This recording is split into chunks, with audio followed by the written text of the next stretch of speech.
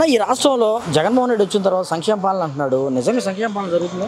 సంక్షేమ పాలన 100కి 100% జరుగుతుంది సార్. మీకు సంక్షేమం అంటే చంద్రబాబు నాయుడు గారి హయాంలో సంక్షేమం లేదు, అభివృద్ధి చేశానని చెప్పి ఆయన చెప్పుకుంటున్నాడు. కానీ అభివృద్ధి ఏ రేంజ్లో జరిగిందో జనం అందరికీ, అంటే గ్రామాల్లో ఉన్న అందరికీ తెలుసు.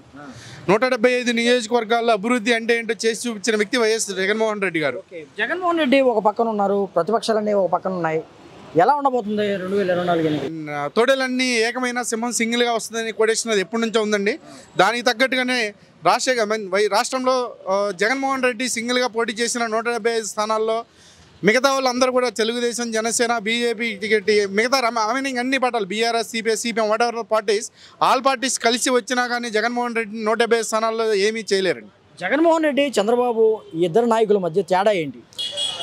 జగన్మోహన్ రెడ్డికి చంద్రబాబు నాయుడికి మెయిన్ డిఫరెన్స్ ఏంటంటే, ఒకటి ధనికుల పార్టీ, ఒకటేమో పేద పార్టీ. ధనిక పార్టీ అంటే మీకు అందరికీ తెలుసు, అందరూ కూడా ఓన్లీ బిల్డర్స్, నెక్స్ట్ అలాగే ప్రాజెక్ట్ ఎవరైతే కాంట్రాక్టర్స్ ఉన్నారో వాళ్ళు మాత్రం బాగుపడాలి అనుకుంటే చంద్రబాబు నాయుడికి ఓటేస్తారు. లేదు, ప్రతి గ్రామంలో ఉన్న ప్రతి రైతు, లేకపోతే ప్రతి చిన్న కారు పెద్ద వ్యాపారులు కానీ, లేకపోతే ప్రతి ఒక్క విద్యార్థి కానీ ఎవరైనా సరే సంక్షేమం కానీ అభివృద్ధి కానీ రెండు పర్ఫెక్ట్గా జరగాలంటే జగన్మోహన్ రెడ్డి గారు కావాలని చెప్పి రాష్ట్రంలో జగన్ కోరుకుంటున్నారు. పవన్ కళ్యాణ్, జగన్మోహన్ రెడ్డి, చంద్రబాబు పేర్లు చెప్తే ప్రజలు ఎవరిని విశ్వసిస్తారు?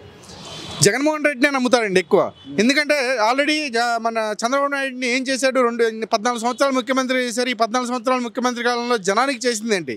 అన్ని అబద్ధపు వాగ్దానాలు ఇచ్చి, అన్నీ కూడా చేయలేని వాగ్దానాలు ఇచ్చి నేను చేస్తానని చెప్పి నమ్మించి మోసం చేసిన వ్యక్తి చంద్రబాబు నాయుడు అండి. ఓకే, 40 సంవత్సరాల ఇండస్ట్రీ అని చెప్పుకుంటున్నటువంటి చంద్రబాబు నాయుడు పేరు చెప్తే ఎటువంటి పథకాలు కానీ ఎటువంటి అంశాలు గుర్తొస్తాయి మీకు? నాకు తెలిసి ఈ 40 ఇయర్స్ ఇండస్ట్రీ అని చెప్పుకునే చంద్రబాబు నాయుడు పెట్టిన ఒకే ఒక్క పథకం జన్మభూమి కమిటీ అండి. ఆ జన్మభూమి కమిటీలో ఉన్న వ్యక్తులు ఒక ఊరిలో ఒక సంక్షేమ పెన్షన్ రావాలన్నా, లేకపోతే ఏదన్నా ఒక చిన్న పని అవ్వాలన్నా, రేషన్ కార్డు రావాలన్నా ఆ జన్మభూమి కమిటీ వ్యక్తులు ఎవరైతే ఉన్నారో ఆ సభ్యులు యాక్సెప్ట్ చేస్తేనే ఆ పథకం లబ్ధిదారులకు అందుతుంది. లేకపోతే అలాంటివి లేదు.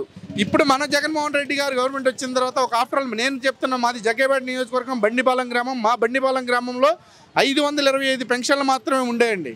కానీ ఇక్కడ ఇప్పుడు జగన్మోహన్ రెడ్డి గారు గవర్నమెంట్ వచ్చిన తర్వాత 900 పెన్షన్లు, దగ్గర 17 లక్షల రూపాయలు ఓన్లీ బండిపాలెం గ్రామానికి పెన్షన్గా ఫస్ట్ తారీఖు ఇస్తున్నారు. ఓకే, ఏ పార్టీ గెలిచే అవకాశం ఉంది వచ్చే ఎన్నికల్లో?